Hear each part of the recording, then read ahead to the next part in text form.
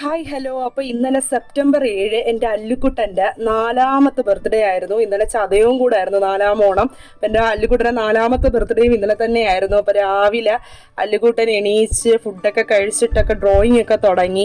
രാവിലെ കുറച്ച് ബുദ്ധിമുട്ടൊക്കെ ഉണ്ട് കേട്ടോ, കഫത്തിൻ്റെതായിട്ടുള്ളത്. നെബുലൈസ് ഒക്കെ ദിവസവും ചെയ്യുന്നുണ്ടായിരുന്നു, അന്നും പിടിച്ചു.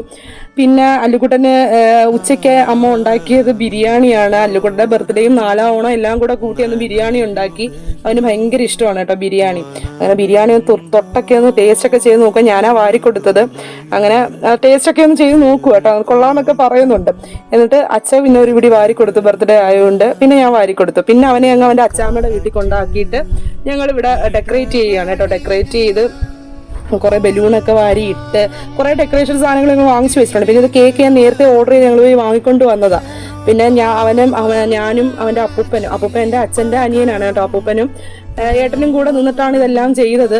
അപ്പം നല്ല രീതിയിൽ തന്നെ ഞങ്ങളെ മനസ്സിന് തൃപ്തി വരുന്ന രീതിയിൽ ചെയ്യാൻ പറ്റി. ഇതാണ് അവൻ്റെ ഏറ്റവും വലിയ സർപ്രൈസ്. സൈക്കിൾ ഞാൻ വാങ്ങിയതാണ് അവന്. ഇതിനെ പറ്റിയിട്ട് ഒരു ധാരണയും അവനില്ല. ഇതവന് പിടിക്കുമോ, അവൻ സ്കൂട്ടർ വേണം ജീപ്പ് വേണോ എന്നൊക്കെ പറഞ്ഞ് നിൽക്കുന്നതുകൊണ്ട് സൈക്കിൾ പിടിക്കുമോ എന്നുള്ള കാര്യം ഒരു സംശയത്തിലായിരുന്നു എനിക്ക്. ഒരുവിധമൊക്കെ ഡെക്കറേഷനൊക്കെ ഒരുവിധം കംപ്ലീറ്റ് ആക്കിയിട്ട് അവനെ വിളിച്ചുകൊണ്ട് അവനറിയാം എന്തായാലും ഇവിടെ ബലൂണൊക്കെ തൂക്കുന്നു, പക്ഷെ ഇത്രത്തോളം പ്രതീക്ഷിക്കുമെന്ന് അറിയത്തില്ല. അപ്പം ഞങ്ങൾ ഒരുവിധമൊക്കെ കംപ്ലീറ്റ് ആക്കിയിട്ട് ഏട്ടാ അവനെ വിളിക്കാനായിട്ട് പോയിട്ടുണ്ട്. അപ്പോഴത്തേക്ക് ഞാൻ സാരിയൊക്കെ ഉടുത്തിട്ട് റെഡി ആയിട്ട് നിന്നു. അങ്ങനെ അല്ലുക്കുട്ടൻ വന്നു കേട്ടോ. അല്ലുക്കുട്ടൻ വന്നപ്പം അല്ലുക്കുട്ടൻ ഒന്ന് വണ്ടടിച്ചു എല്ലാം കണ്ടിട്ട്. പിന്നെയാണ് അവൻ സൈക്കിൾ ശ്രദ്ധിച്ചത്. സൈക്കിൾ കണ്ടപ്പോഴത്തേക്ക് ഞാൻ പ്രതീക്ഷിച്ചത് കണക്കായിരുന്നില്ല, അവൻ നന്നായിട്ട് ഇഷ്ടപ്പെട്ടു കേട്ടോ. സൈക്കിൾ ഭയങ്കര സന്തോഷമായിരുന്നു. പിന്നീട് അതിൽ നിന്ന് പിടിച്ചിറക്കാനായിരുന്നു പാട്. അതിൽ തന്നെ ആയിരുന്നു അവന് നമ്മുടെ വീട് കുറച്ച് ചെറുതായതുകൊണ്ട് ചവിട്ടാൻ സ്പേസ് ഒന്നുമില്ല. അപ്പോൾ വെളിയിൽ പോയാൽ അവൻ നന്നായിട്ട് അത് ചവിട്ടാനൊക്കെ പറ്റും. പിന്നീട് ഞങ്ങൾ കേക്ക് മുറിക്കാനുള്ള പ്ലാനിങ്ങിലായി. പിന്നെ ഇതാണ് അവൻ്റെ ബർത്ത്ഡേ ഡ്രസ്സ് കേട്ടോ. Happy birthday to you. Happy birthday to you.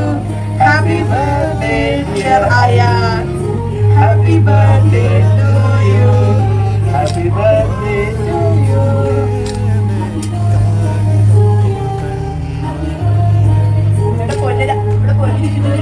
കേക്കൊക്കെ മുറിച്ച് കഴിഞ്ഞപ്പോഴേ ഹാറ്റ് വെച്ചിട്ടില്ലെന്നുള്ള കാര്യം അവൻ തന്നെ ഓർത്തു. പിന്നെ ഞങ്ങൾ ഹാറ്റൊക്കെ വെച്ചോണ്ട് ഒന്നുകൂടെയൊക്കെ ഒന്ന് കേക്കൊക്കെ മുറിച്ച് ഫോട്ടോ ഒക്കെ എടുത്തു. പിന്നീട് ഇത് അവൻ്റെ അച്ഛൻ്റെ സർപ്രൈസ് ആണ്. ഇത് പക്ഷേ ഞങ്ങൾക്ക് ഒരുപാട് വൈകിയാണ് അവരോട് ഡെലിവറി ചെയ്തത്. അപ്പോൾ പ്രതീക്ഷിച്ച സമയത്ത് അവന് കൊടുക്കാൻ പറ്റിയില്ല. അപ്പോൾ ഇത് അച്ഛൻ മോന് വേണ്ടി ബർത്ത്ഡേ ഗിഫ്റ്റായിട്ട് വാങ്ങിച്ചത്. പിന്നെ അപ്പൂപ്പ ഒരു JCB ഒക്കെ മേടിച്ചിട്ടുണ്ടായിരുന്നു, അത് ഞാൻ എടുക്കാൻ മറന്നുപോയി. അപ്പോൾ ഇത്രയായിരുന്നു എൻ്റെ ഹല്ലുമോൻ്റെ 4ാമത്തെ ബർത്ത്ഡേ. ഞങ്ങൾ വളരെ സന്തോഷത്തോടു കൂടി അവൻ്റെ 4ാമത്തെ ബർത്ത്ഡേ ആഘോഷിച്ചപ്പോൾ വിഷസ് അറിയിച്ച എല്ലാവർക്കും ഒരുപാട് നന്ദി കേട്ടോ. Thank you.